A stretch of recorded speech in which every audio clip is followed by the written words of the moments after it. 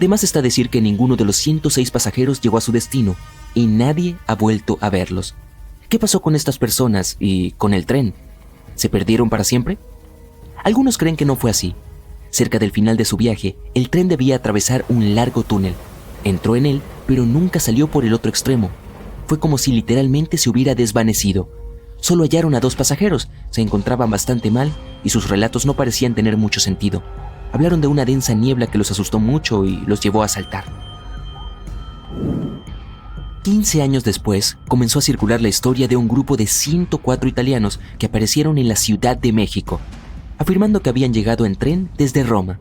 Como si eso no fuera lo suficientemente extraño, parece ser que esta historia data de 1845, 66 años antes de que el tren partiera. Por supuesto, en aquel entonces nadie tomó con seriedad a estas personas, pero no podemos evitar preguntarnos, ¿realmente viajaron en el tiempo a través del túnel romano? ¿O solo se trata de otro mito urbano? ¿Tú qué opinas? La colonia perdida es la historia de un extraño fenómeno que ocurrió a fines del siglo XVI. Un grupo de ingleses se había instalado en una colonia de la isla Roanoke, frente a la costa de la actual Carolina del Norte. Pronto se dieron cuenta de que no tenían suficientes provisiones. Para resolverlo, el gobernador decidió regresar a Inglaterra en busca de todo lo necesario. Su travesía duró 3 años. Cuando por fin regresó, se quedó atónito al ver lo que había quedado. Nada.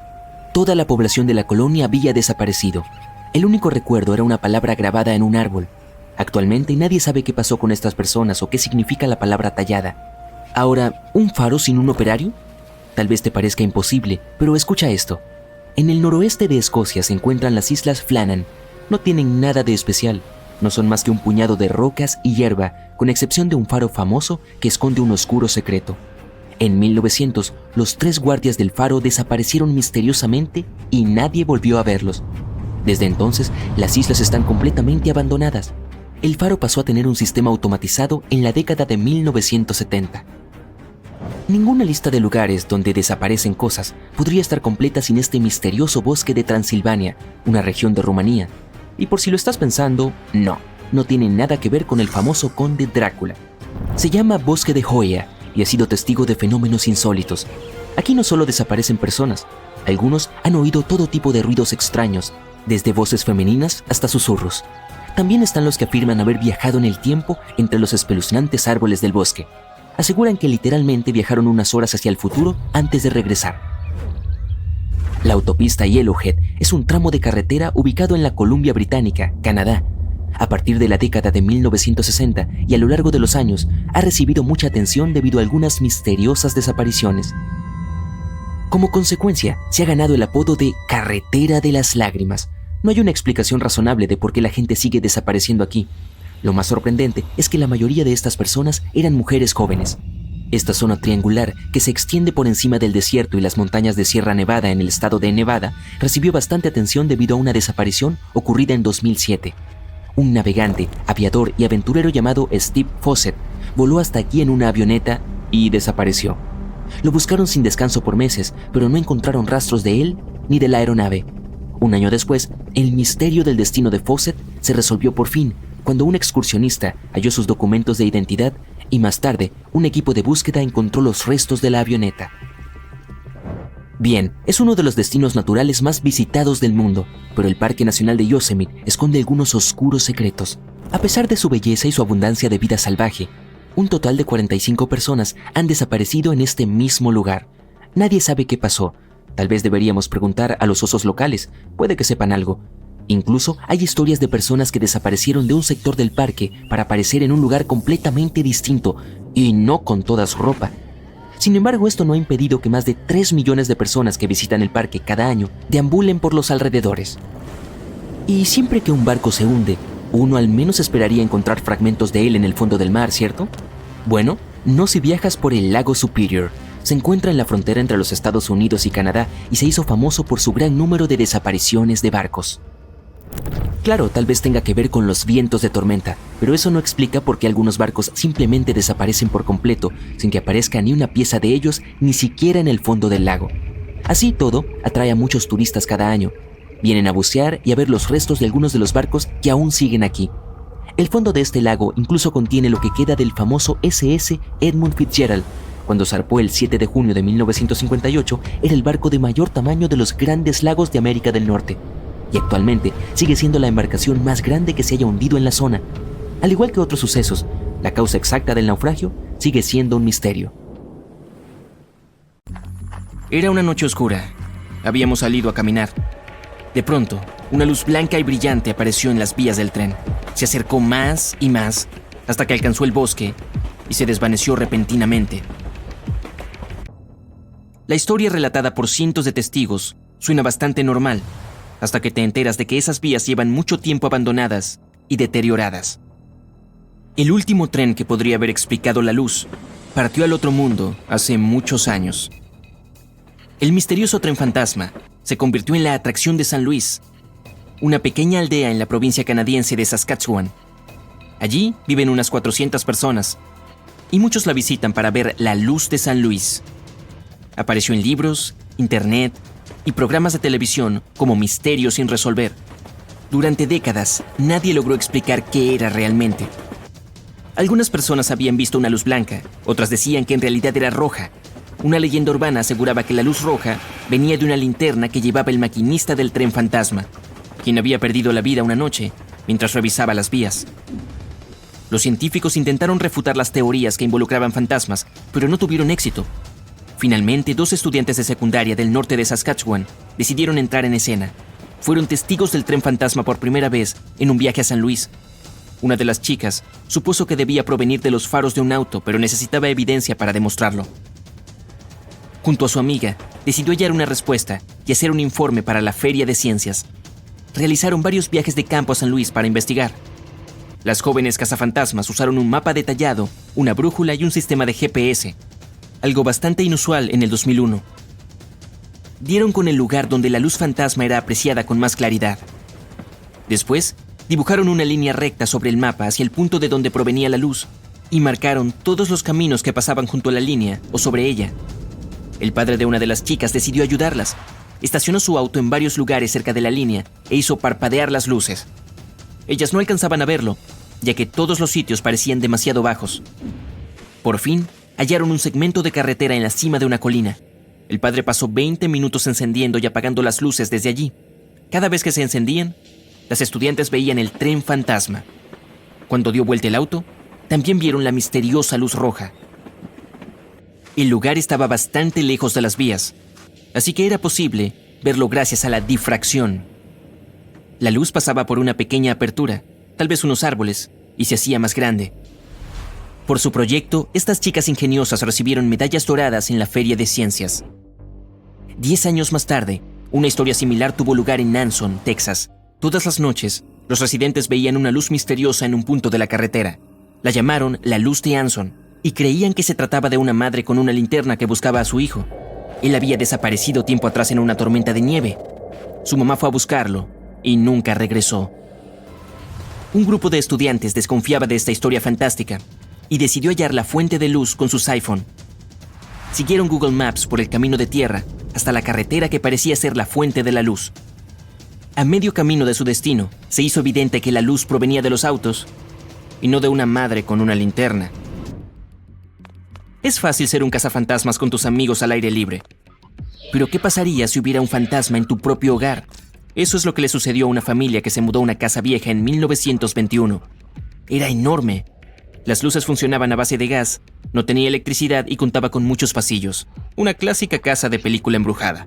Una mañana, la mujer que quedó en los registros bajo el nombre de Señora H oyó pasos en el piso de arriba, mientras estaba sola en la sala. Subió a toda velocidad y halló un cuarto vacío. Revisó cada habitación y también subió al piso siguiente. No había nadie. Después comenzó a escuchar ruidos extraños por las noches ya en la cama. Era como si alguien moviera los muebles y la vajilla mientras interrumpía el silencio con suspiros. Lo que sea que estuviera acechando a la familia se estaba volviendo más y más intenso. Lo seguía por los pasillos. Era como si estuviera a punto de acercárseles y establecer contacto. En una ocasión, uno de los hijos de la señora H entró corriendo al cuarto de su madre y le preguntó por qué lo llamaba. Ella dijo que no lo había llamado, que tal vez había sido el viento, pero el niño estaba seguro de haber oído una voz. Las plantas no vivían mucho tiempo en esa casa. Por fin, lo más aterrador sucedió. Una noche, la señora H se despertó y vio con claridad a un hombre y a una mujer en su habitación. Tenía que ponerle fin a todo esto, así que le pidió ayuda a su cuñado. Tras haber investigado, él sugirió que tal vez había una fuga de monóxido de carbono. Ese gas incoloro, inodoro e insípido ya había provocado visiones similares a otras personas. Después de revisar mejor, descubrieron que el gas salía de la caldera y entraba a la habitación, en lugar de atravesar la chimenea. Esto traía dolores de cabeza, alucinaciones, mareos y otros síntomas desagradables a la familia. Algunos fantasmas dejan huellas digitales, o eso asegura la leyenda de San Antonio. El relato cuenta que en 1938, un autobús escolar atravesaba una tormenta de nieve severa cuando quedó atascado en las vías del tren. Los maquinistas lo vieron e hicieron todo lo posible para detenerse, pero no lograron evitar el choque. No hubo sobrevivientes dentro del autobús. Desde entonces, sus fantasmas protegen a los demás y evitan que sufran el mismo destino. Cientos de personas han visitado ese punto para jugar con el destino. Dejan sus autos sobre las supuestas vías embrujadas y esperan a que los fantasmas vengan a ayudarlos. Algunos colocan talco en sus vehículos para tener huellas digitales como evidencia. Y de hecho, encuentran huellas al salir del auto. Resulta que también existe una explicación lógica para esto. Hay una inclinación en las vías. Cuando el auto se mueve un poco, puedes ver tus propias huellas en el talco. Y la historia original que inspiró la leyenda ni siquiera tuvo lugar en San Antonio, sino en Salt Lake City, Utah. Algo inexplicable sucedía en el campus de la Universidad Coventry, en Inglaterra. Cualquier persona que visitara el sótano del siglo XIV huía despavorida, asegurando haber visto el fantasma de una mujer. Un profesor de la institución, que además era cazafantasmas a tiempo parcial, decidió resolver el misterio. En una ocasión se encontraba trabajando en su laboratorio cuando sintió la presencia de alguien más. Fue lo suficientemente valiente como para revisar el sótano y descubrió que la razón de toda esa locura era lo que llamó la frecuencia del miedo. Los niveles de la frecuencia del sonido en el sótano eran tan altos que llevaban a las personas a ver ilusiones ópticas y sentir ansiedad y escalofríos. Un efecto similar hace que escuches un zumbido en una copa cuando le pasas un dedo húmedo. Una pequeña aldea en Kalachi, Kazajstán, se ha convertido en el hogar de una enfermedad única y misteriosa, conocida como Sleepy Hollow. En 2013, los primeros aldeanos se vieron afectados por ella. Estaban haciendo actividades cotidianas, montaban en bicicleta, iban a trabajar o conversaban con amigos. De pronto, se quedaron dormidos. Los casos eran similares: problemas para hablar, un mareo ligero y después, ¡boom! Algunos despertaban después de 6 días, después de fuertes ronquidos, sin recordar nada de lo que había sucedido, con debilidad y dolor de cabeza. La enfermedad del estilo de la Bella Durmiente afectó a personas de todas las edades, incluyendo a niños y hasta un gato llamado Marquis. Su dueño dijo que el animal había comenzado a atacar las paredes, los muebles y al perro de la familia. Después se quedó dormido y pasó horas roncando como un humano. Más de 150 personas padecieron Sleepy Hollow en 3 años. Los médicos y los expertos en trastornos del sueño no lograban hallar una explicación. Muchos culpaban a la posible radiación de las minas de uranio que había cerca. Los doctores de Kazajstán inspeccionaron más de 7,000 hogares, pero descubrieron que los niveles de radiación no eran lo suficientemente altos como para ser responsables.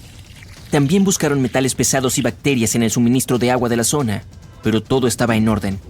Entonces, el excapataz de una mina de uranio sugirió la posibilidad de que un gas estuviera filtrándose a través del suelo. Los científicos indagaron en esa teoría y resultó ser la respuesta. Ese gas peligroso se encontraba en el aire y reducía los niveles de oxígeno, lo que llevaba a las personas a quedarse dormidas. Una vez que el misterio fue revelado, las familias comenzaron a mudarse de ese Sleepy Hollow asiático. China planea construir un tren que conectará China continental con los Estados Unidos. La línea comenzará en la región noreste y luego se abrirá paso a través de Siberia en el este de Rusia. Luego pasará bajo el mar a través del estrecho de Bering hasta Alaska en los Estados Unidos a través de un túnel submarino de 200 kilómetros. Luego fluirá a través de las montañas Yukon de Canadá y Columbia Británica y finalmente a los Estados Unidos. Y una vez ahí, puede conectarse con todas las principales estaciones de tren de los Estados Unidos. La distancia total, alrededor de 13,000 kilómetros. Esta red de China, Rusia, Canadá y Estados Unidos fue concebida en 2014 por un grupo de ingenieros chinos que tenían la visión de una importante vía de tren transcontinental. Afirman que si se construye el proyecto solo tendría que esperar 2 días para un viaje de China a Estados Unidos sin tener que ir al aeropuerto. Un viaje en tren es mucho más suave que en un avión y ofrece a las personas mejores oportunidades de experimentar viajar cerca del suelo que en el aire.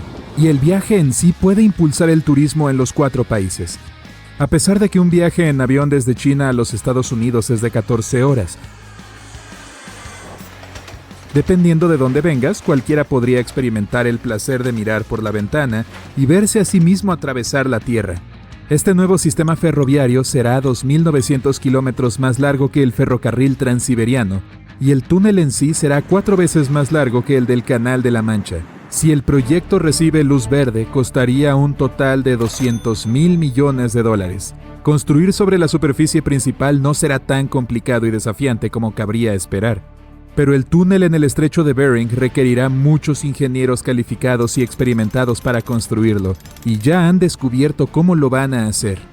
Se dividirá en 3 niveles con tráfico bidireccional. El nivel superior serán los trenes de alta velocidad, la parte inferior será carga y pasajeros que se mueven lentamente, y el nivel medio será para emergencias.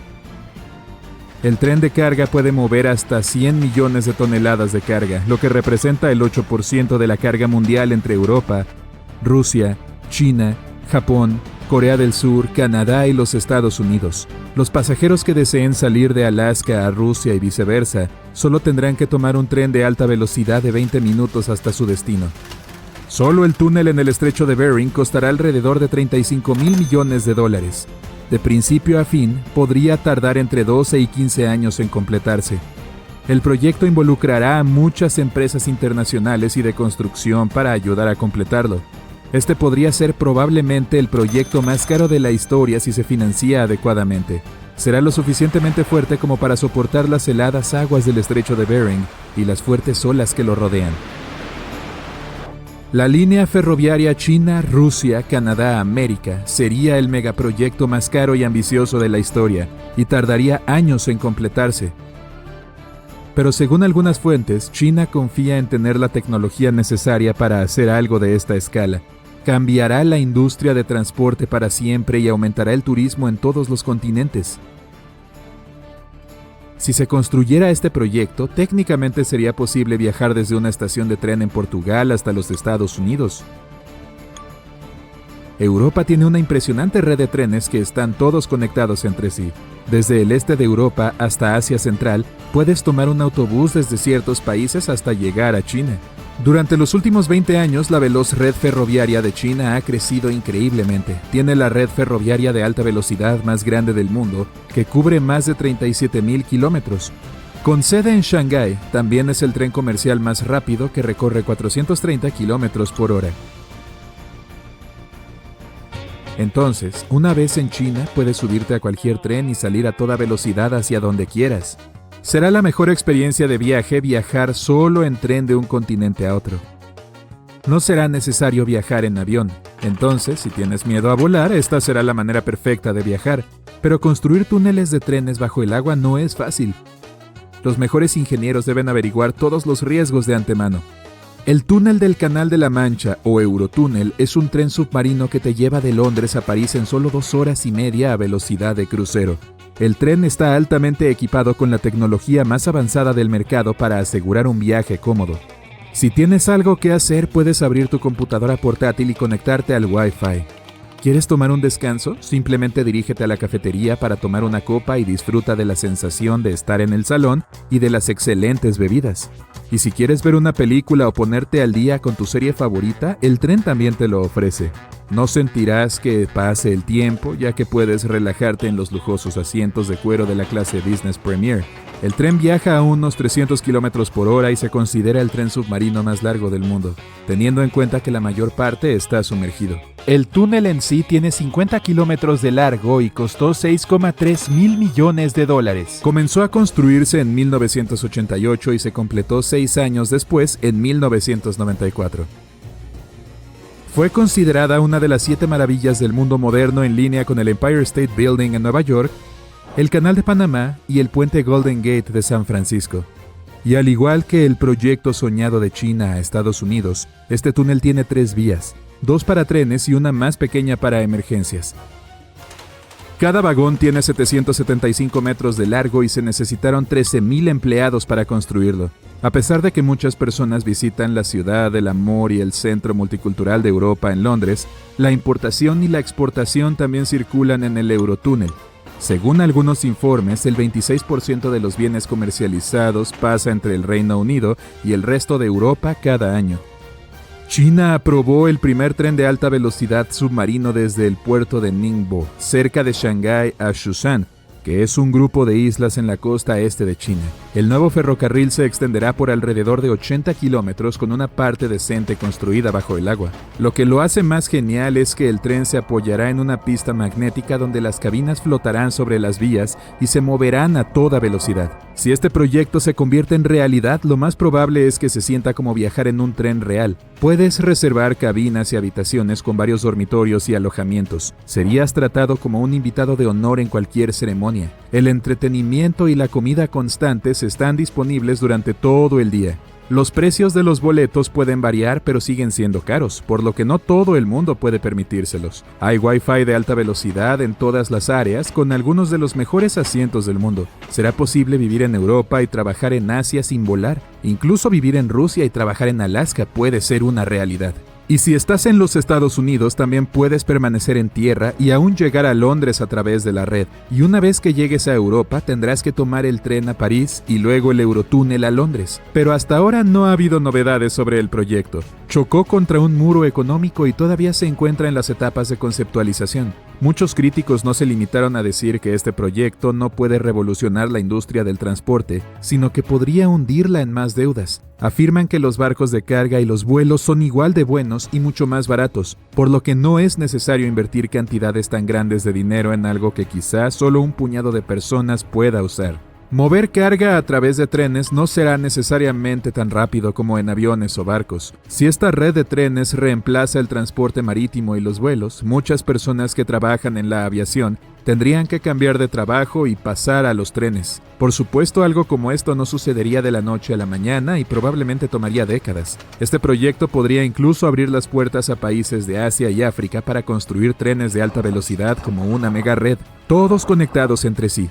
Es posible que algún día viajes en tren desde Sudáfrica hasta los Estados Unidos, pasando por África, Medio Oriente, Asia Central, China, Rusia y finalmente a los Estados Unidos. Y si la red de trenes se expande aún más, puede llegar a toda Sudamérica, lo que haría que tu viaje fuera aún más largo. Podrías llegar a todos los continentes del mundo excepto a la Antártida. Imagina una red ferroviaria mundial de trenes de alta velocidad conectando a todas las estaciones de tren de la Tierra. ¿Conoces esa sensación de cuando has estado tratando de resolver un misterio durante toda tu vida? ¿No? Bueno, el detective Anderson sí. Durante casi 30 años de trabajo para la policía, resolvió muchos acertijos, atrapó a cientos de ladrones y ayudó a salvar miles de vidas. Hay una gran cantidad de casos resueltos con éxito en su historial. A los 25 años, atrapó a un ladrón que se cambiaba la cara con cirugía plástica una vez al año. Cuando Anderson tenía 30 años, los presos comenzaron a escapar de las cárceles de todo el mundo. El detective resolvió con éxito este caso. A los 38 años, descubrió la base secreta de una orden prohibida en la boca de un volcán. A los 50, logró explicar las cosas más inexplicables del mundo. Pero había algo que no podía resolver. Eran 2 misterios de los años 50, casos de aviones desaparecidos. Todos estos años, Anderson ha estado revisando los detalles de este rompecabezas. Desafortunadamente, era demasiado joven cuando comenzó esta historia. Todo lo que tenía era conjeturas y notas. Pero hoy, un pensamiento repentino le llegó. Por primera vez en muchos años, sintió que finalmente podía resolver el misterio. Pero para hacerlo, tuvo que sumergirse nuevamente en esta historia. Entonces abrió el armario y sacó 2 revistas viejas con artículos detallados sobre esos incidentes. El primero ocurrió en el verano de 1955. 1 de julio. El vuelo 914 de Pan Am estaba a punto de partir del aeropuerto de Nueva York con 61 personas a bordo. El modelo de avión era un Douglas DC-4. Se diferenciaba de los aviones modernos por tener hélices gigantes en lugar de turbinas. Entonces, todos los pasajeros se abrocharon los cinturones de seguridad. El avión comenzó a rodar por la pista, aceleró y despegó. Se fue alto en el cielo y fuera de la vista. Su destino era Florida. El tiempo de vuelo sería de 3 horas. Los servicios de control aéreo estaban observando el avión en su radar, cuando de repente, el Pan Am 914 desapareció. El operador trató de contactar al piloto, pero no recibió respuesta. Nueva York informó la situación a Florida. Dijeron que tampoco podían ver el avión. Por lo general, los pilotos notifican por radio si un avión se estrella o se mete en una tormenta, pero esta vez simplemente nada. Después de varios intentos fallidos de establecer la conexión, desplegaron operaciones de búsqueda a gran escala. La comunicación con el avión se interrumpió cuando sobrevolaba el Océano Atlántico.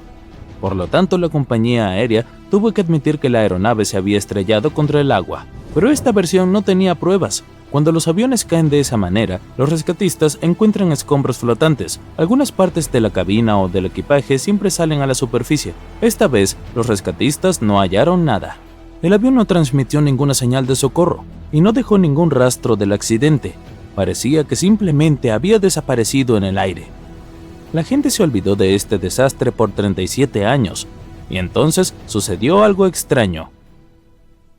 1992, Venezuela, aeropuerto de Caracas. La torre de control recibió una señal sobre un avión desconocido que se acercaba. Era raro, porque no se suponía que debería estar allí. No había vuelos programados para esa hora. El avión estaba aterrizando. El controlador y el resto del personal del aeropuerto notaron que algo andaba mal. El avión parecía viejo, con enormes hélices en lugar de turbinas. Después de aterrizar, el piloto se comunicó con el aeropuerto. ¿Dónde estamos? El despachador le pidió que se identificara. Unos segundos después, recibió una respuesta. Somos el vuelo 914 de Pan Am. Partimos de Nueva York a Florida con una tripulación de 4 personas y 57 pasajeros a bordo. El controlador no sabía qué hacer. Él y el personal del aeropuerto comprendieron qué tipo de avión estaban mirando. ¿Qué hacía ese avión 37 años después y a casi 2.000 kilómetros de su destino? Después de unos segundos, el controlador sobresaltado encendió el micrófono y dijo: «Es el 9 de septiembre de 1992, ¿lo sabía?». Siguió una larga pausa. Entonces, el piloto respondió presa del pánico. «Oh, no. Jimmy, ¿dónde estamos? ¡No! ¡Aléjate! ¡Nos vamos ahora!». El personal del aeropuerto vio al piloto agitando las manos con horror a través del vidrio. Luego, encendió los motores y llevó el avión a la pista. El Pan Am 914 aumentó su velocidad y despegó. El controlador trató de detenerlo, pero el piloto no respondió. El avión desapareció en el cielo y nadie más ha oído hablar de él desde ese día. El detective Anderson terminó de leer el artículo, frunció el ceño y miró por la ventana. Las gotas de lluvia golpeaban el cristal. La tormenta afuera representaba perfectamente lo que estaba sucediendo en su mente en ese momento. Parecía saber lo que le había pasado a ese avión. Todas las pistas estaban allí, justo frente a sus ojos. Pero para estar seguro, Anderson tuvo que pasar al siguiente caso. Era otro artículo, fechado en 1989. Ocurrió en 1954. El vuelo 513 de Santiago Airlines despegó del aeropuerto de Alemania Occidental. El avión debía aterrizar en Brasil en 18 horas. A bordo viajaban 88 pasajeros y 4 tripulantes. El avión se metió detrás de las nubes y desapareció de todos los radares. Los controladores de tráfico aéreo intentaron contactar a los pilotos, pero no recibieron respuesta. 18 horas después, llamaron al aeropuerto de Brasil. Allí no pudieron confirmar el aterrizaje de este avión y tampoco pudieron contactar a los pilotos. La operación de búsqueda duró varios meses, pero no encontraron nada. Al igual que en el caso del Pan Am 914, el avión desapareció del radar mientras volaba sobre el Océano Atlántico. 2 años después, finalizó el operativo de búsqueda y Santiago Airlines cesó sus actividades. 12 de octubre de 1989, los controladores de un aeropuerto de Brasil notaron un avión de pasajeros que apareció repentinamente en su radar. No respondió a las preguntas del personal y solo voló en círculo sobre la base aérea. Después de unos minutos, el avión aterrizó y nada. Nadie abrió la rampa. Los pasajeros no se bajaron. Los pilotos no respondieron. La aeronave estaba en perfectas condiciones. Uno de los controladores se dio cuenta de que se trataba del desaparecido vuelo 513 de Santiago Airlines, que se había dado por perdido durante 35 años. El personal del aeropuerto se acercó al avión y abrió las puertas. Lo que vieron allí los aterrorizó. La policía, el personal de aduanas, médicos, detectives y otros miembros del personal del aeropuerto se reunieron alrededor del avión. Nadie sabía qué hacer. No había ninguna persona viva a bordo que pudiera decir la verdad. El avión desapareció en 1954 y apareció 35 años después en perfecto estado sin ningún daño. Hasta el momento, nadie ha descubierto qué pasó. El detective Anderson notó que las historias eran muy similares. Pan Am 914 desapareció en 1955, Santiago Airlines 513 desapareció en 1954. La diferencia era de casi un año. Anderson se rascó la cabeza y notó otro pequeño detalle. Ambos aviones desaparecieron del radar en el momento en que sobrevolaban el Océano Atlántico. Hay muchos mitos sobre barcos fantasmas y fenómenos misteriosos relacionados con el Triángulo de las Bermudas. El detective Anderson conocía esas historias, pero estos dos aviones perdidos lo desconcertaron. Miró 2 artículos y entendió todo. Exactamente, la solución estaba allí, justo frente a sus ojos. Ambas historias fueron escritas en el mismo periódico. No había un controlador que se comunicara con los aviones. No se sabía nada de los pasajeros. Ningún periódico, excepto este, publicó noticias sobre estos aviones desaparecidos. Parecía que simplemente tomaron la misma historia y cambiaron las fechas, las ubicaciones y el nombre de los vuelos. Sí, el caso fue resuelto. Todo era falso. La lluvia paró. El detective Anderson miró por la ventana y escuchó el sonido de un tren que pasaba. Recordó otra historia extraña y falsa. Una historia sobre un tren fantasma. Ocurrió en Italia en 1911. 100 pasajeros abordaron el tren de la compañía ferroviaria Zanetti. Atravesó la pintoresca zona montañosa, entró en un túnel y desapareció. Nadie más vio el tren desde entonces. Todos los pasajeros se perdieron. Pero, no por mucho tiempo, aparecieron en el pasado. Había registros con fecha de 1845. Un médico desconocido de la Ciudad de México escribió sobre un centenar de italianos que aparecieron en la ciudad de la nada. Todos estaban vestidos de forma extraña y hablaban de un tren misterioso. Esta fue una historia completamente inventada. No había pruebas ni registros sobre este tren ni de las personas que viajaron al pasado. Un fuerte sonido interrumpió sus pensamientos. El detective Anderson tomó el teléfono. Estaba escuchando en silencio a la persona que estaba al otro lado de la línea. Un minuto después respondió, «Sí». El detective colgó el teléfono. Era un nuevo misterio para él. En el desierto del Sahara, los lugareños notaron un enorme barco perdido en el Pacífico Sur hacia 27 años. No había tripulación a bordo, ni carga, ni banderas. Nadie sabía cómo había aparecido entre la arena, pero se formó barro a su alrededor debido a la humedad. Parecía que el barco acababa de teletransportarse allí desde el agua. ¡Perfecto! No hay falsificaciones esta vez. El detective Anderson se puso el sombrero y salió de la oficina. Pero esta historia será para otro video. Muchas cosas aterradoras se esconden en la oscuridad. Cuando te paras en la cubierta de un barco en medio del océano sin límites y observas la distancia nocturna, tu imaginación comienza a dibujar imágenes terribles. Pero es mucho peor cuando el horror no está oculto y el miedo aparece a la luz bajo los rayos del brillante sol. Cuando las planicies de nieve infinitas y los gigantescos icebergs comienzan a enloquecerte. Tal horror les ocurrió hace más de 170 años a los miembros de la tripulación de 2 grandes barcos, Erebus y Terror. El 19 de mayo de 1845, estos 2 barcos emprendieron un gran viaje a través de las aguas árticas para abrir el Paso del Noreste, una ruta entre el Océano Atlántico y el Océano Pacífico, pasando por las heladas bahías de Canadá. Para entonces, ambos barcos ya habían ganado fama después de varias expediciones exitosas en la región ártica. El Erebus y el Terror estaban equipados con cascos fuertes que podían resistir la presión de los icebergs polares. Estos fueron los primeros barcos de la Marina Real Británica equipados con motores de vapor. Antes de su última expedición, los ingenieros cubrieron los barcos con una capa extra de hierro para hacerlos más resistentes al hielo. Mucha comida, libros y carbón fueron cargados en la bodega del barco. La estufa central y las cabinas de los marineros estaban conectadas por conductos de aire especiales. Todo el mundo estaba seguro de que ningún iceberg podría atravesar el barco. Los suministros de combustible y alimentos garantizaban que nadie pasaría hambre. En todos los aspectos, esos eran los barcos más equipados de la época para este tipo de expediciones. El Erebus y el Terror zarparon de la aldea inglesa de Greenhithe con una tripulación de 128 miembros. El líder de toda la expedición fue Sir John Franklin. 3 meses después, los barcos fueron avistados en la bahía de Baffin, al este de la entrada al Paso del Noroeste. Y esta fue la última vez que los europeos los vieron. 3 años después, en 1848, la esposa del capitán Franklin, Jane Franklin, y otras personas preocupadas exigieron que se iniciara una misión para encontrar las 2 embarcaciones. La búsqueda continuó durante varios años y no condujo a nada que revelar el secreto de esa terrible expedición. No encontraron los barcos, pero sí inquietantes pistas que generaron más preguntas que respuestas. La primera fue el hallazgo de 3 tumbas en la isla Beechey, ubicada en el archipiélago ártico canadiense. La tripulación estableció un campamento de invierno en la orilla de la isla, y por alguna razón, 3 de las 129 personas fallecieron. Luego los barcos zarparon otra vez y cayeron en la trampa. Probablemente el Erebus y el Terror quedaron atrapados en el hielo cerca de la isla de Rey Guillermo.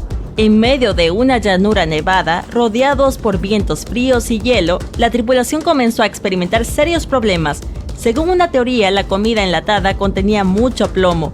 Los marineros podrían haberse envenenado al consumirla. Y otra hipótesis dice que se enfermaron de gravedad. Al parecer, cuando se agotaron los suministros de comida, la tripulación salió a pie en busca de ayuda, pero se perdió entre las llanuras nevadas. Otra cosa extraña fue una nota encontrada en el bolsillo de uno de los miembros de la tripulación a la orilla de la isla de Rey Guillermo. Hasta ahora nadie ha podido entender el contenido de este papel. La carta tenía palabras raras y oraciones incoherentes. Muchas palabras estaban escritas al revés y algunas estaban manchadas. Quizás la nota contenga algún secreto sobre la pérdida de la tripulación, pero es casi imposible descifrarla. Además, el equipo de búsqueda encontró otra nota con registros más comprensibles. Uno de ellos está fechado en mayo de 1847. Decía que todo estaba bien y que la expedición se desarrollaba según lo planeado. Otro registro se realizó casi un año después, en abril de 1848. Decía que los barcos habían quedado atrapados en el hielo y la tripulación los abandonó. Los marineros planeaban ir al río Back, el río canadiense de los territorios del noroeste. Fue su último intento de sobrevivir que, desafortunadamente, terminó en fracaso. Durante más de 150 años, el destino de ambos barcos siguió siendo un misterio. Pero luego, en 2014, un equipo de búsqueda encontró el Erebus. Los restos del barco estaban en la isla a pocos metros del agua. 2 años después, otra expedición descubrió el Terror en el lecho marino al noroeste del Erebus. Sin embargo, estos descubrimientos no ayudaron a resolver el misterio de la expedición, sino que añadieron aún más preguntas. El Terror se encontraba a 100 kilómetros al sur del lugar donde, según la nota, los barcos fueron abandonados. El Erebus también estaba en el sitio equivocado. Es posible que los miembros de la tripulación hayan abandonado el barco, hayan escrito una nota sobre ello, pero luego regresaron y continuaron navegando. Otra versión dice que el hielo en movimiento podría haber desplazado los barcos. En cualquier caso, no sabremos qué pasó con la expedición. Algunos asocian esta tragedia con fuerzas místicas. Puedes ver esta versión en series de televisión basadas en estos trágicos sucesos. Pero lo más probable es que los miembros de la tripulación se hayan encontrado en una trampa de hielo de la que no pudieron escapar. Otro caso famoso de desaparición de marineros ocurrió en el barco Mary Celeste. Fue construido en Canadá en 1861 con el nombre de Amazon y se hizo notorio desde sus primeros viajes al mar. El barco cambió de capitanes varias veces y se estrelló contra las rocas. Aún dañada, la nave fue revendida en numerosas ocasiones antes de que se le hicieran reparaciones. Después de las mejoras, obtuvo un nuevo nombre, Mary Celeste, y un nuevo capitán, Benjamin Brins. Él era un marinero valiente, experimentado, con un corazón amable y altas cualidades morales. En noviembre de 1872, con 10 personas a bordo, el Mary Celeste zarpó de Nueva York hacia Italia con una valiosa carga a bordo.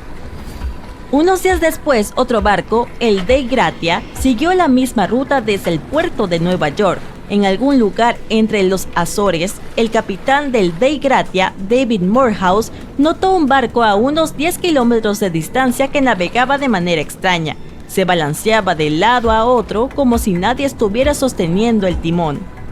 David se acercó e intentó contactar a las personas a bordo, pero no hubo respuesta. En ese momento, el capitán se dio cuenta de que era el Mary Celeste. Junto con los miembros de la tripulación subieron a bordo y descubrieron que sus velas estaban ligeramente desgarradas.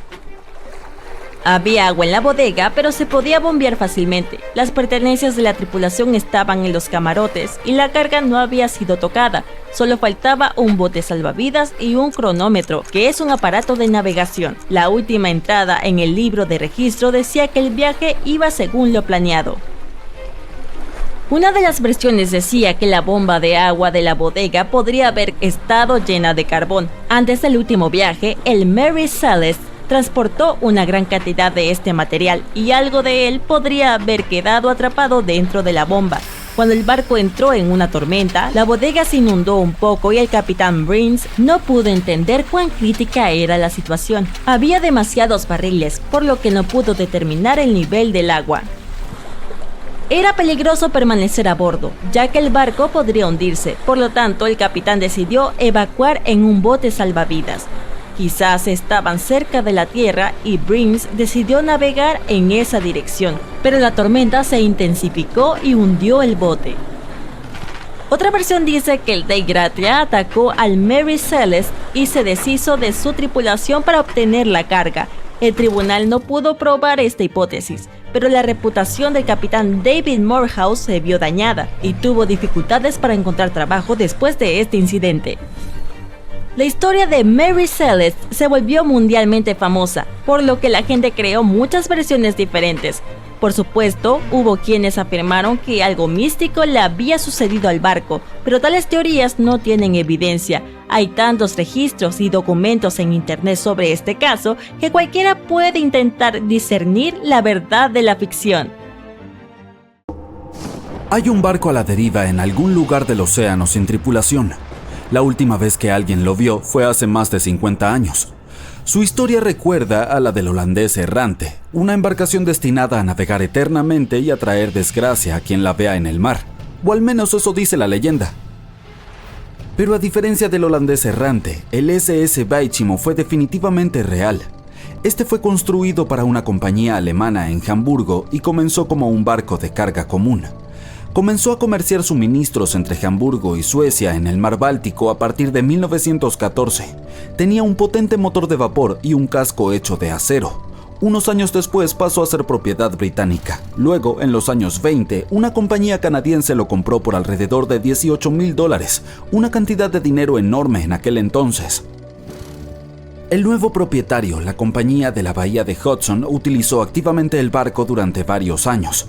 Frecuentemente lo enviaban en viajes desde su puerto base en Escocia hacia Siberia, Alaska, el Yukón y los territorios del noroeste.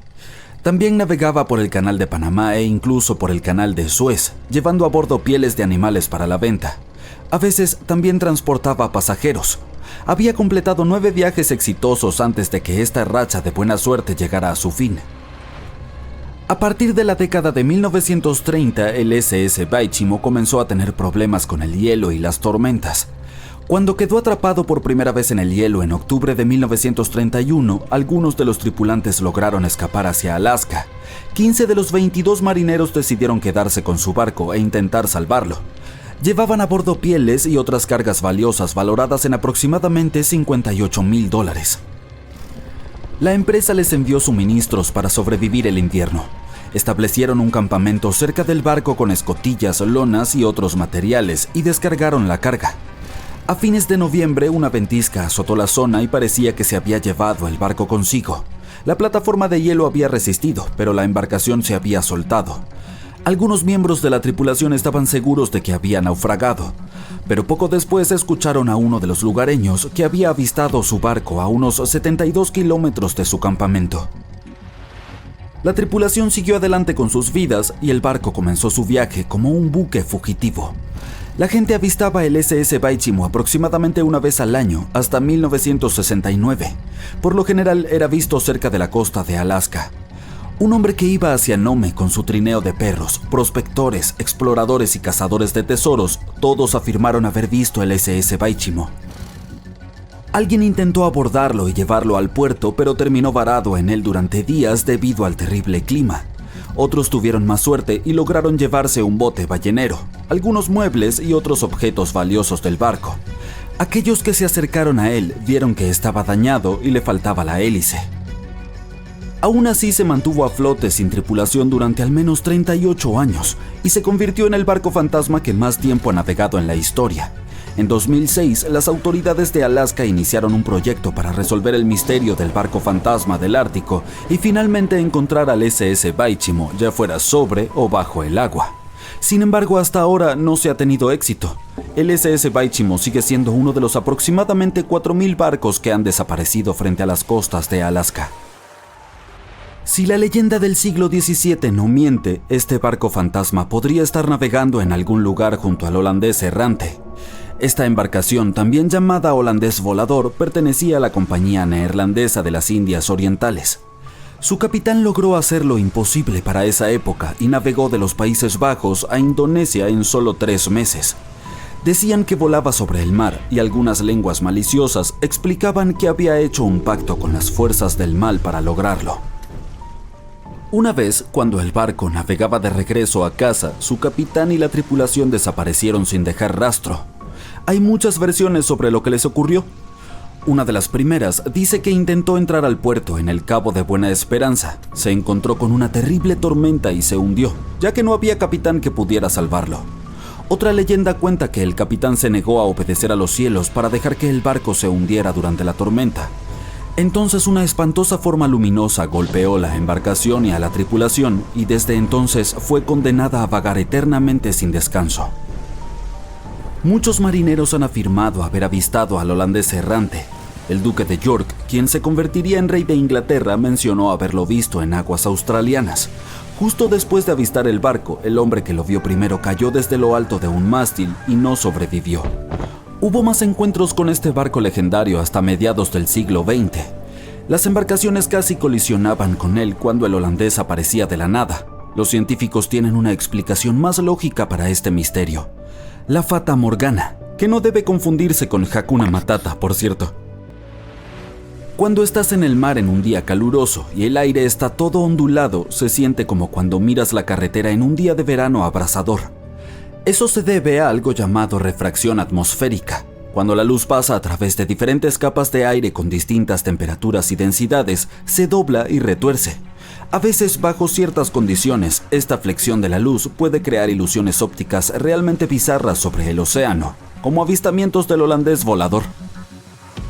El fenómeno de la Fata Morgana puede hacer que los objetos distantes parezcan distorsionados, estirados o incluso elevados por encima del horizonte. Entonces puedes ver un barco a lo lejos, pero debido a la manera en que se dobla la luz, parecerá que está flotando sobre el agua o incluso desapareciendo y reapareciendo. La Fata Morgana se observa más comúnmente en las regiones polares, en especial sobre grandes extensiones de hielo que mantienen una temperatura baja uniforme. Sin embargo, puedes verla en cualquier lugar, incluso en desiertos y sobre lagos en días calurosos. Las primeras historias sobre barcos fantasma se remontan a la mitología griega y romana antigua. Uno de los barcos fantasma más famosos de la historia es el Mari Celeste. Este bergantín viajaba de Nueva York a Génova y estaba completamente abastecido de provisiones, pero no tenía tripulación cuando fue descubierto en el Océano Atlántico en 1872. Las pertenencias personales de la tripulación también estaban allí, completamente intactas. La última anotación en su bitácora se había hecho 10 días antes. Todavía no sabemos qué le sucedió a su tripulación, pero el barco ha inspirado muchas historias y leyendas escalofriantes.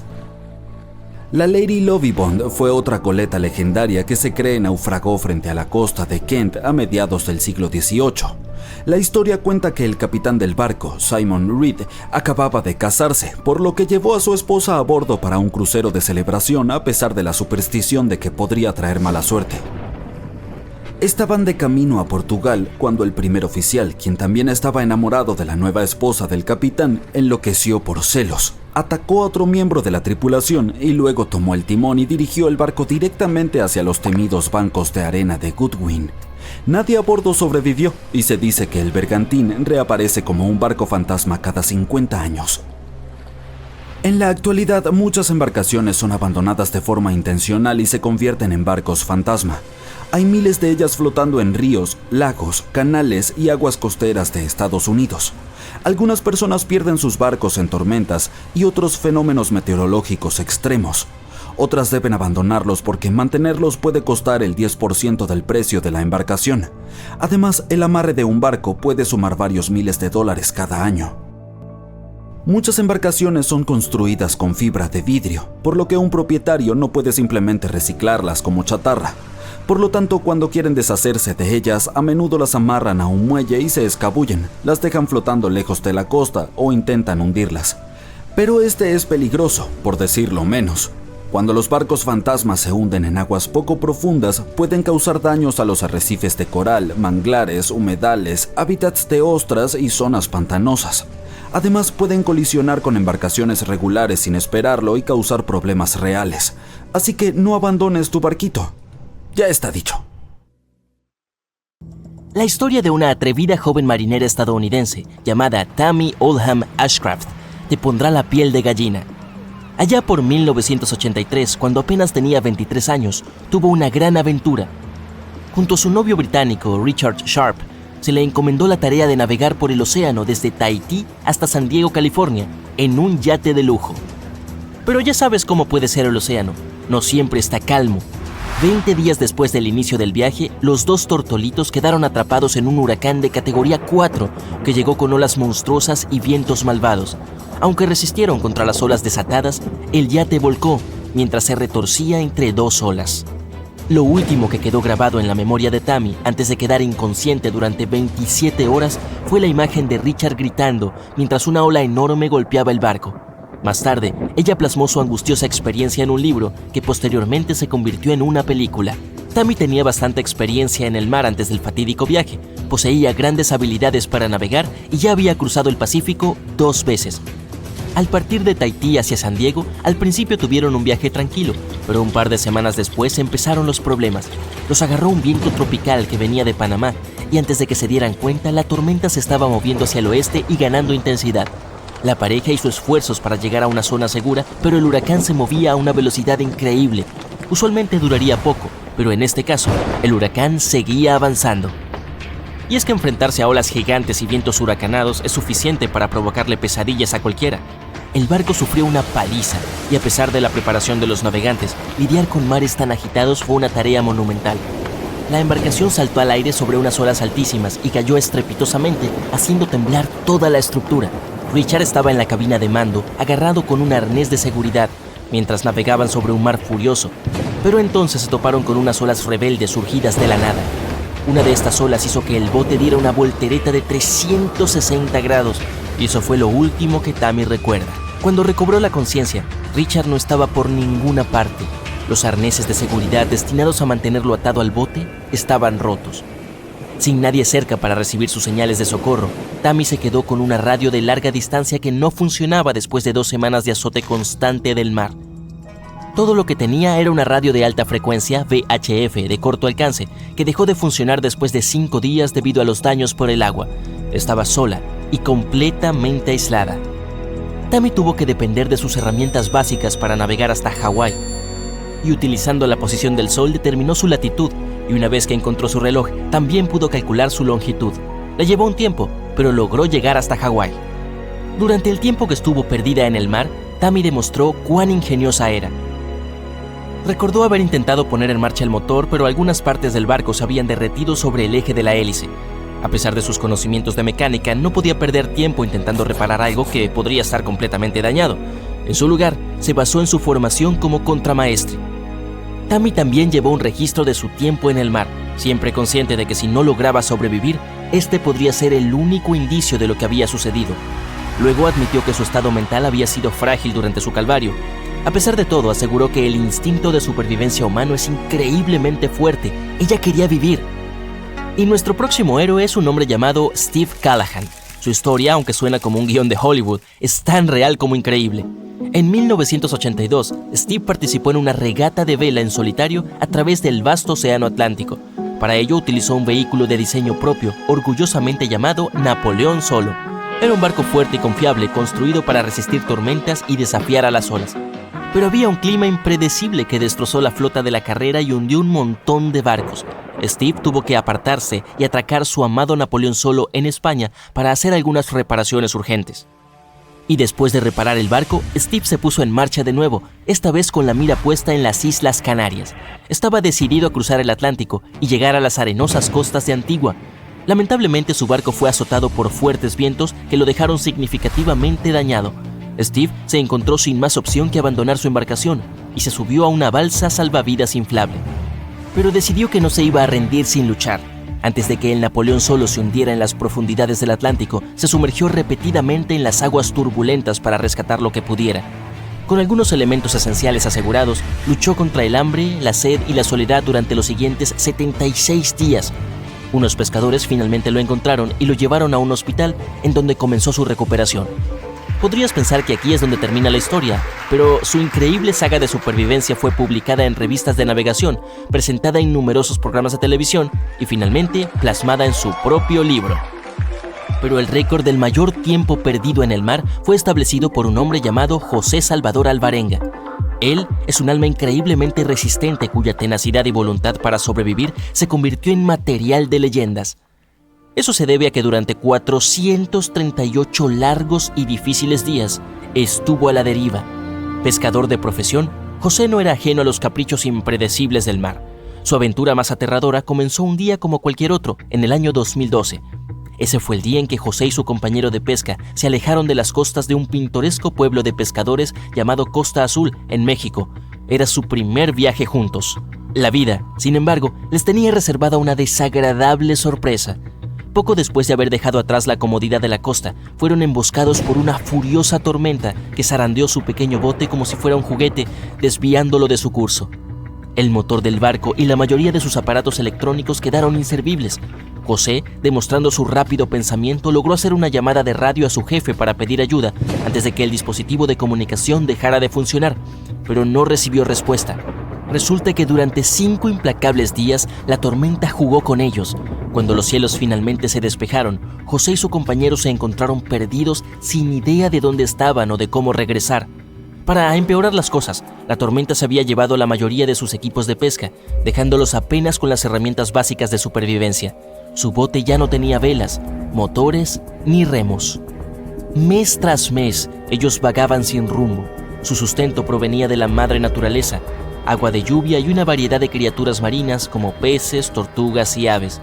Después de aproximadamente 4 meses, José perdió a su amigo, pero decidió seguir adelante con la esperanza de que algún día sería rescatado. Sin embargo, ignoraba que estaba lejos del final de su viaje. Intentó enviar señales a cada barco que veía pasar, pero sus desesperadas súplicas de ayuda eran inútiles. Confiando únicamente en el agua de lluvia y en lo que el mar le ofrecía para comer, José llevaba la cuenta de los días a través de las cambiantes fases de la luna. Un poco más de un año después de la desastrosa tormenta, el hombre finalmente divisó tierra. Su corazón se llenó de esperanza, abandonó su confiable pero desgastado bote y nadó hacia la orilla. Para su asombro, se encontró en una de las Islas Marshall, situadas en el lado más alejado del Pacífico desde donde había comenzado su odisea. Entonces, el hombre fue llevado a un hospital donde lentamente pero de manera constante recuperó sus fuerzas. A su regreso, la familia declaró que nunca habían perdido las esperanzas y estaban más que felices con la noticia de su hallazgo. Pero esta historia de supervivencia fue tan fantástica que muchos fruncieron el ceño con dudas. ¿Podría un hombre realmente sobrevivir tanto tiempo en el mar en un bote tan pequeño? Sin embargo, hubo quienes ofrecieron otro punto de vista. Los expertos aclararon que la carne fresca de aves y tortugas que Alvarenga afirmó haber consumido en abundancia contenía suficiente vitamina C para garantizar la supervivencia. ¿Alguna vez has notado las rayas de colores pintadas en los vagones del tren? Resulta que las empresas ferroviarias no desperdician pintura solo por motivos estéticos. Cada diseño de rayas o librea, el término correcto para ello, tiene un significado especial y cumple un propósito muy importante. Las rayas pueden indicar la velocidad del tren, el destino y el tipo de vagón o servicio, pero también son parte de la variedad de símbolos que ayudan a los pasajeros a comprender la información relacionada con el tren y a navegar por la estación y el transporte. A veces puedes encontrar rayas especiales pintadas en diferentes colores sobre la última ventana de algunos vagones. Advierten a los pasajeros que este vagón en particular es, de alguna manera, diferente a los demás. Por supuesto, estos símbolos variarán según el país. Por ejemplo, los operadores ferroviarios indios colocan franjas blancas en los vagones azules para indicar los vagones de segunda clase, no reservados en un tren en particular. Estas franjas ayudan a los pasajeros a identificar fácilmente el vagón general disponible cuando el tren llega al andén. Mientras tanto, las franjas rojas en los vagones grises indican los compartimentos de primera clase, y estas anchas franjas amarillas, pintadas sobre un fondo azul o rojo, indican que los vagones están reservados para pasajeros enfermos o discapacitados físicos. Y si alguna vez ves vagones grises con rayas verdes en los trenes indios, significa que solo las mujeres pueden usarlos. Además, en 2019, la zona del ferrocarril de la frontera norte de los ferrocarriles de la India presentó estos vagones dormitorio femeninos de color rosa. Estaban tratando de animar a las mujeres a hacer viajes de larga distancia. Durante esos viajes, los trabajadores del tren se aseguran de que las personas ajenas no tengan acceso a este vagón para brindar mayor seguridad a las pasajeras que viajan solas o con hijos menores. Y el color llamativo ayuda a identificar los vagones femeninos incluso durante las horas pico. En Japón también usan el color rosa para poner franjas especiales en las líneas de metro y tren suburbano para identificar los vagones que son solo para mujeres. Los pasajeros masculinos no pueden abordarlos durante las horas pico por razones de seguridad. Los mismos vagones exclusivos para mujeres se han creado en los subterráneos de Brasil, Dubái, Indonesia, Irán y Egipto. Pero volvamos al ferrocarril. Resulta que hay una mejor manera de deshacerse de los molestos compañeros de viaje. Puedes comprar boleto en un vagón de tren privado, reconstruir su interior y hacer tu propio departamento acogedor sobre ruedas. Si eres lo suficientemente rico, por supuesto. La Corporación Nacional de Pasajeros del Ferrocarril, también conocida como Amtrak, ha brindado servicios ferroviarios de pasajeros en los Estados Unidos y Canadá desde la década de 1970. La compañía ha presentado una oferta especial. Si tienes un vagón privado, Amtrak está ansioso por incorporarlo a los servicios de trenes programados entre ubicaciones específicas. De esta manera, puedes ajustar tu propia ruta y viajar por todo Estados Unidos como un jefe. Aunque no tendrás que comprar un boleto de tren, aún tendrás muchas otras tarifas que pagar, incluida una inspección de seguridad anual, tarifas de registro anuales para tu transporte privado, una tarifa de kilometraje basada en dónde y cuándo viajas, y cualquier otro cargo por cualquier servicio adicional. El costo de almacenamiento en el depósito de Amtrak, por ejemplo, ronda los $2,000 por mes, y tendrás que comprar un vagón en primer lugar. Si eres un principiante en este negocio con un presupuesto limitado, no te preocupes. Puedes comenzar con un vagón roto, sin restaurar y sin energía eléctrica. Su precio comenzará en unos $25,000. Mientras que un vagón completamente restaurado puede costar hasta $500,000 y hasta el infinito si decides llevar el interior al máximo nivel. ¿Y si no quieres gastar mucho dinero pero te gustaría experimentar un viaje en tren en tu propio vagón? Algunos coleccionistas privados alquilan sus vagones de tren a otras personas para viajes cortos, fiestas o recorridos históricos. Así que, si quieres experimentar esta aventura, solo investiga en tu área.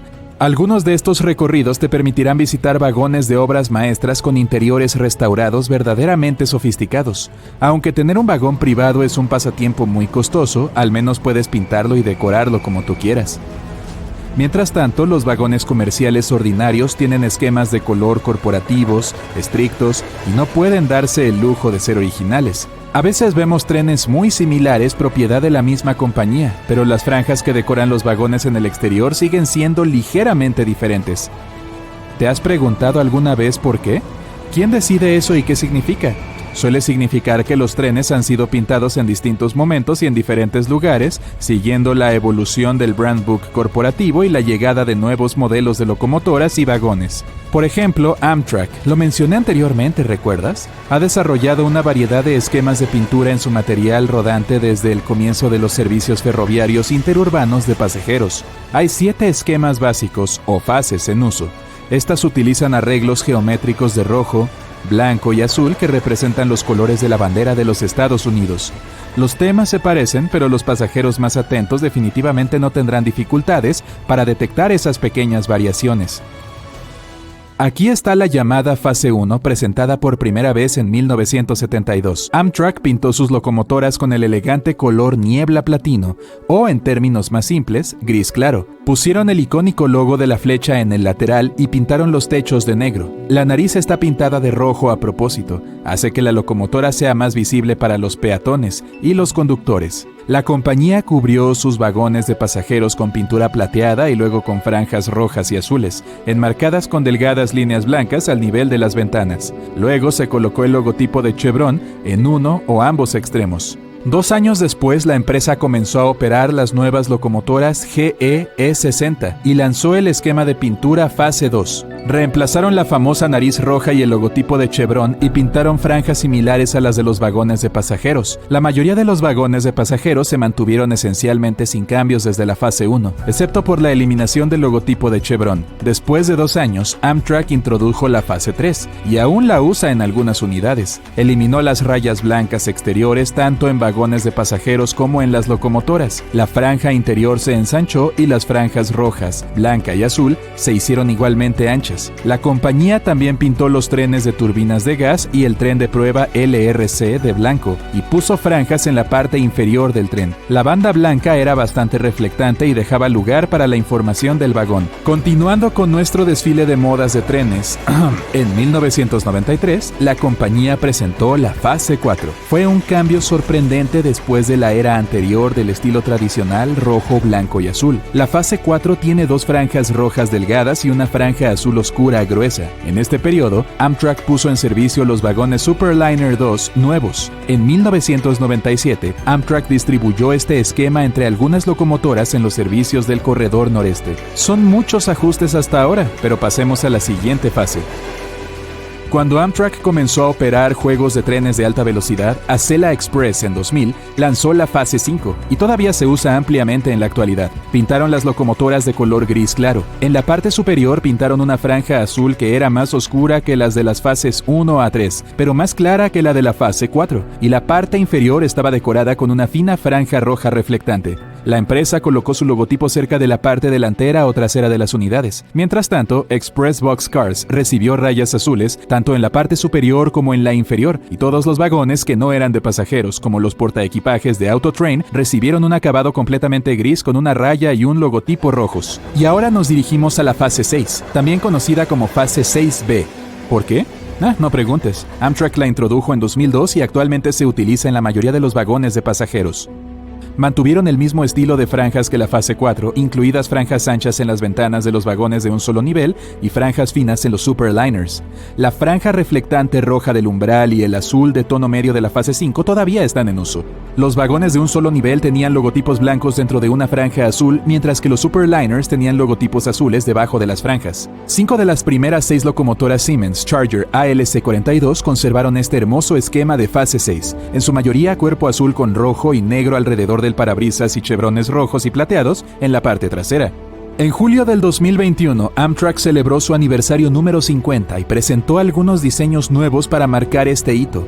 6 nuevas locomotoras de aniversario especialmente diseñadas incluyen esta exclusiva librea azul medianoche que celebra a los empleados de la compañía que mantienen a los pasajeros en movimiento por todo el país durante la noche. Amtrak también presentó un adelanto de cómo sería la Fase 7 y prometió brindar una mayor sensación de modernidad y cohesión a través de sus diseños de trenes. Está bien, pero ¿qué hay de esta criatura de tren? Probablemente hayas reconocido este esquema de color. Las compañías ferroviarias lo llaman rayas de tigre. ¿Por qué? Les recuerda a las rayas de un tigre. Bueno, lo entiendo. Usan este patrón de pintura para mejorar la visibilidad de sus locomotoras. En primer lugar, toda la locomotora se pinta de amarillo brillante y luego se agregan rayas negras diagonales al frente y atrás. De esta manera puedes ver a este tigre moviéndose desde una distancia muy lejana. Y ya sabes, mantente alejado de las vías. Viajas en tren y escuchas el golpe de las ruedas contra las vías. Pero de repente el tren sube y gana altura. Ninguno de los pasajeros grita de pánico porque esto es algo normal ahora. Bueno, tal vez todavía no, pero podría convertirse en nuestra realidad pronto. La empresa Aka Technologies está desarrollando un proyecto de este tipo. Su objetivo es reducir el tiempo de viaje y hacer que estos sean más cómodos. Para viajar hoy, debes llegar al aeropuerto, pasar unas horas ahí en el check-in y el control de seguridad, y solo después de eso podrás abordar el avión. Cuando el avión aterriza, debes volver a pasar por los procedimientos estándar del aeropuerto y luego llegar a la ciudad. Solo después de esto, tu viaje termina. Significa que utilizas al menos 3 tipos diferentes de transportes. Pero con Link and Fly de Aka Technologies puedes llegar a tu destino sin transferencias. Este es un tren del tamaño de un Airbus A320. Es tan largo como 4 autobuses escolares y tiene capacidad para alrededor de 162 pasajeros. Como es un tren, puede circular por las vías del metro hasta el centro de la ciudad. Entonces, cuando comiences un viaje, solo necesitas llegar a la estación del metro más cercana. Una vez que estés en el tren, te llevará al aeropuerto más cercano. Y aquí comienza la parte divertida. El tren hace una parada rápida para conectar las alas y los motores a reacción. Entonces, ahora, tu tren tiene una envergadura tan ancha como un campo de fútbol. Los motores arrancan, el tren acelera y despega.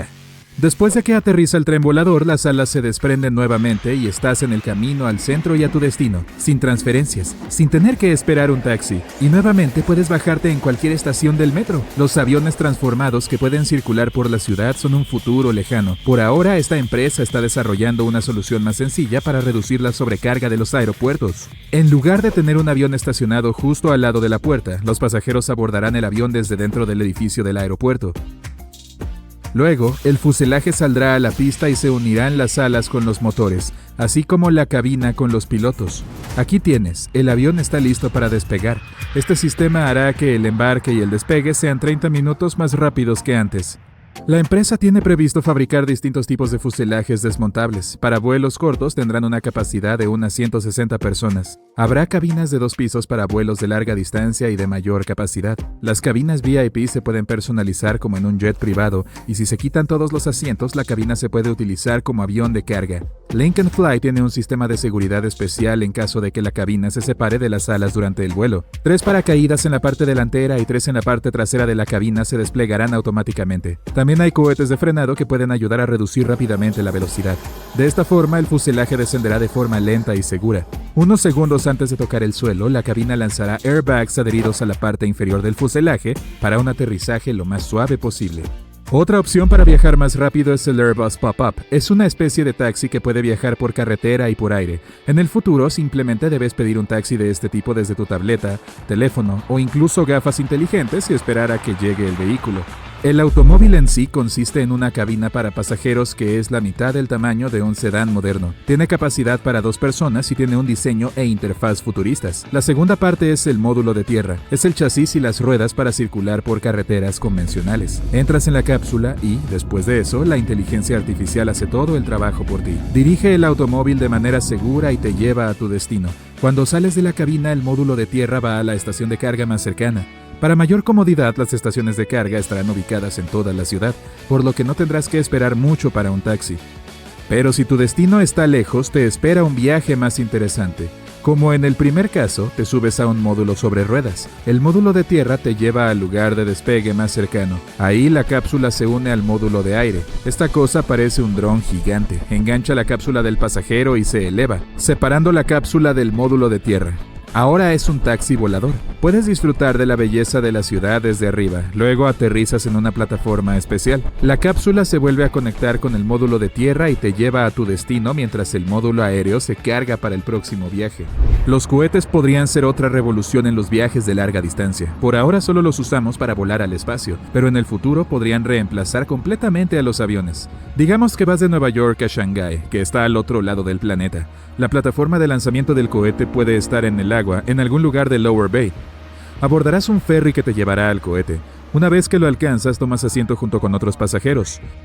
Cuenta regresiva. Encendido, el cohete despega y llega al espacio.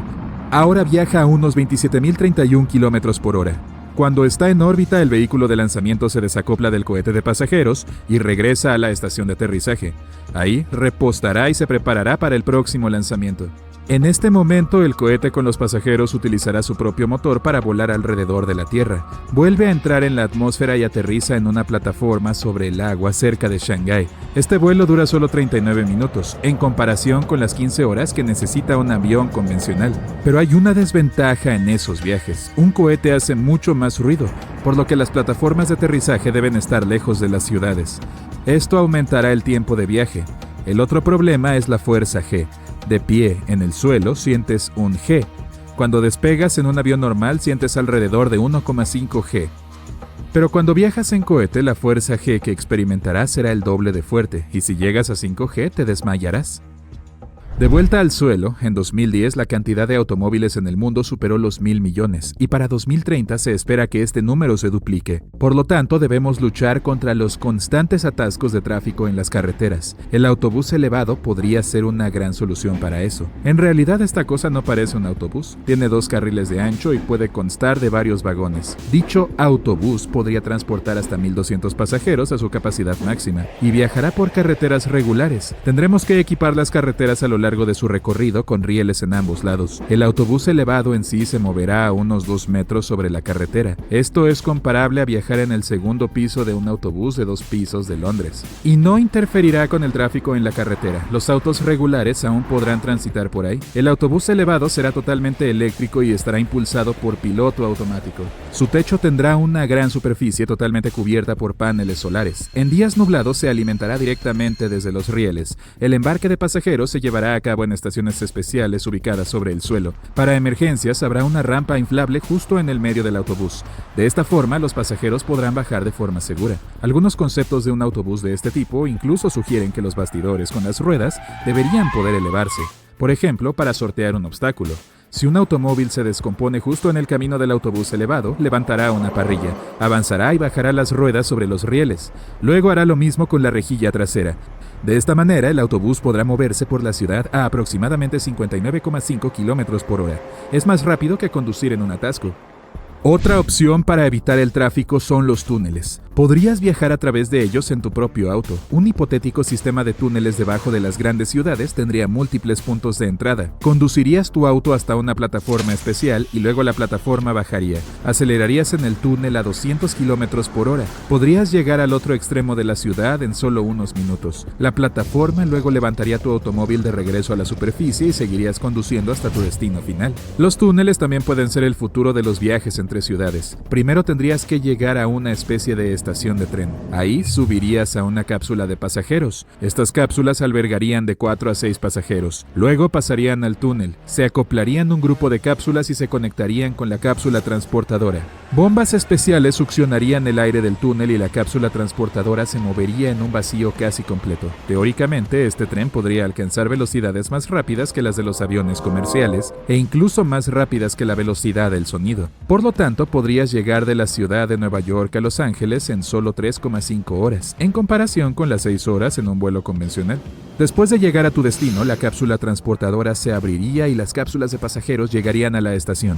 En el futuro, estas cápsulas podrían viajar incluso por carreteras convencionales. Por lo tanto, solo necesitarías pedir una cápsula de pasajeros de este tipo a tu hogar, como un taxi. De esta manera, tendrías la oportunidad de cruzar los Estados Unidos de costa a costa sin ningún transbordo.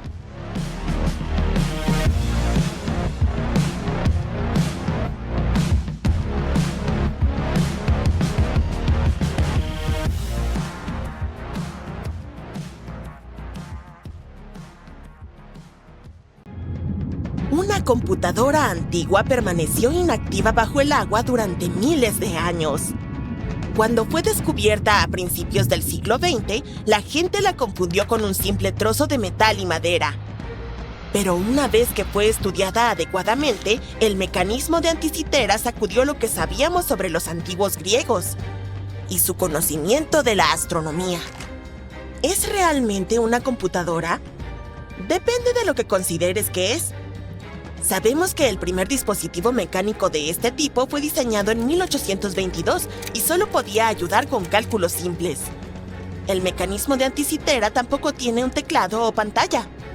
Está hecho de 3 piezas de bronce con diseños intrincados, engranajes que se asemejan a los de un reloj y un anillo con grados, similar a un transportador. No se pueden rastrear otros dispositivos similares tan atrás en el tiempo. Se necesitaba que se inventaran los rayos X antes de que los científicos pudieran entender este dispositivo. Pronto descubrieron que probablemente era utilizado para rastrear estrellas y planetas. Así es como funcionaba. Dentro de su caja de madera había muchos engranajes diminutos. No servían para dar la hora, sino más bien para predecir eventos astronómicos. Le proporcionaba al usuario un conocimiento único de dónde estaría cada planeta, el Sol y la Luna en cualquier momento dado. Al girar un botón, se ponía en movimiento y mostraba cómo se movían los cuerpos celestes. Uno de sus mayores misterios son esos indicadores planetarios. En la actualidad, es de conocimiento común que los planetas deben sus movimientos específicos a que orbitan alrededor del Sol, en su mayoría. Algunos creen que los griegos de aquella época no estaban tan avanzados en su astronomía como para saber esto.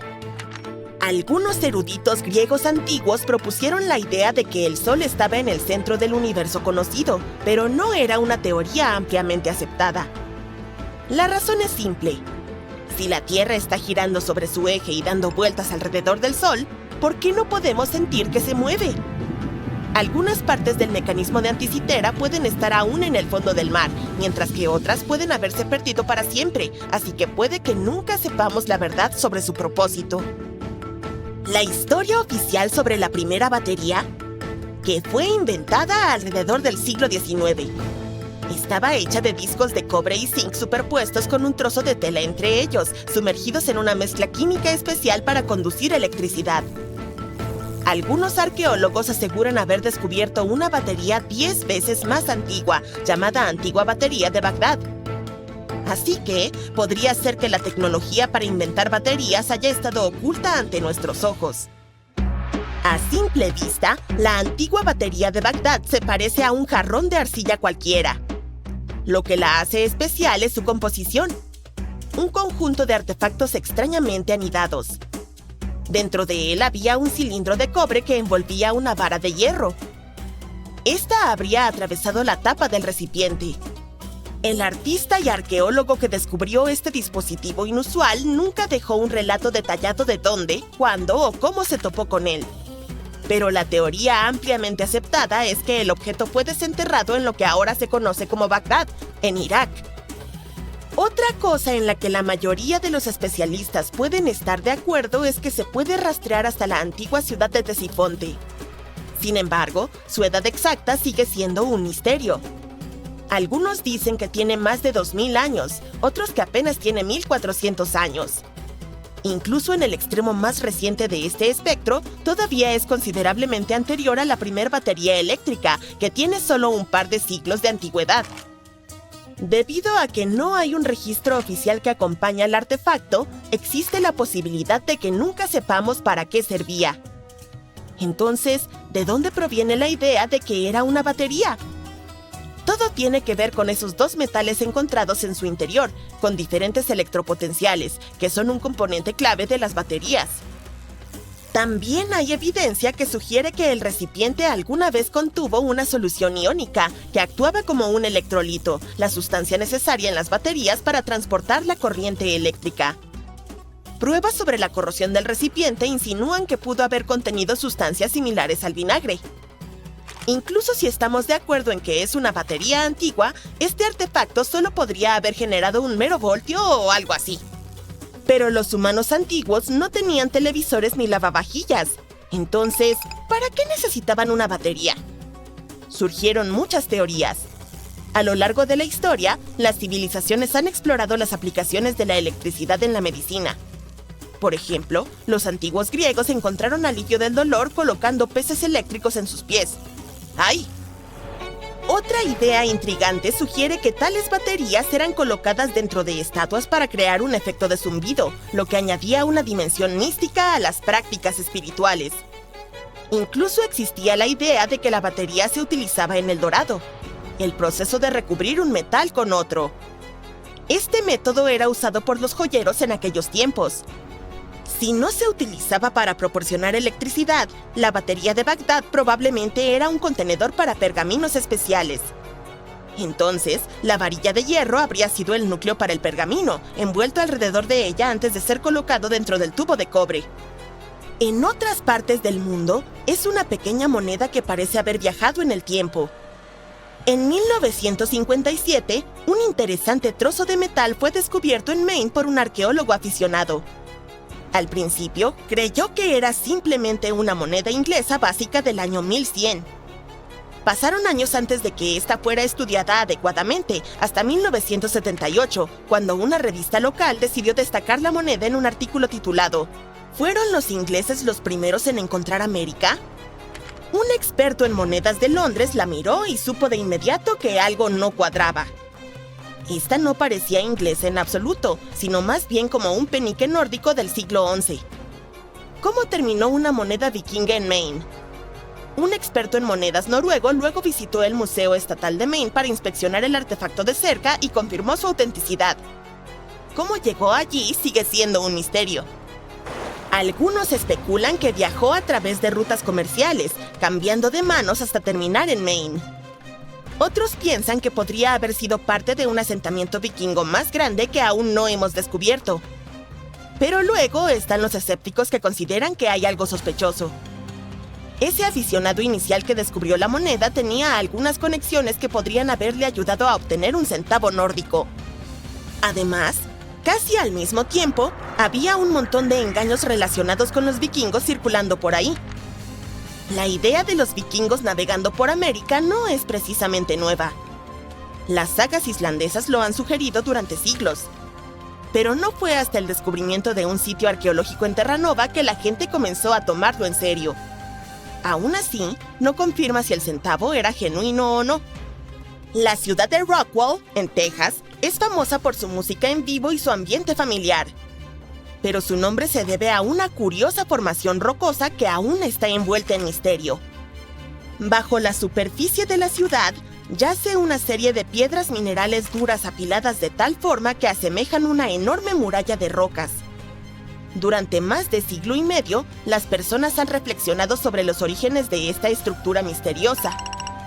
¿Podría ser obra de humanos antiguos, dejada como testimonio de su ingenio? ¿O es simplemente un fenómeno natural, moldeado por las fuerzas de la geología a lo largo de millones de años? La formación ha sido avistada en más de 10 ubicaciones diferentes alrededor de la ciudad, extendiéndose tanto por encima como por debajo del suelo. En su búsqueda de respuestas, los científicos han realizado varias pruebas en las rocas que componen el muro. Un geólogo sugirió en 1901 que la formación era simplemente un dique de arenisca que se produjo de manera natural. Estudios subsecuentes han apoyado esta idea, con expertos de la Universidad de Texas en Dallas confirmando que las rocas se formaron a lo largo de millones de años a través del depósito y endurecimiento de sedimentos. A pesar del consenso científico, aún hay quienes creen que hay más en la formación Rockwall. Historias sobre escalones, arcos e incluso pasillos han circulado durante décadas, respaldadas por antiguos informes periodísticos y el folclore local. Algunos afirman haber visto extrañas marcas en las rocas, mientras que otros hablan de misteriosos objetos metálicos incrustados en ellas. La explicación científica podría ser que los supuestos escalones y arcos son probablemente solo ilusiones creadas por la fractura natural de la roca. En cuanto a los objetos metálicos, se cree que son simplemente concentraciones de minerales que contienen hierro. No demuestra de manera explícita que los humanos antiguos los hayan colocado allí. Ya sea que la formación de Rockwall fuera hecha por manos antiguas o moldeada por fuerzas naturales, sigue siendo una parte preciada de la identidad de Rockwall.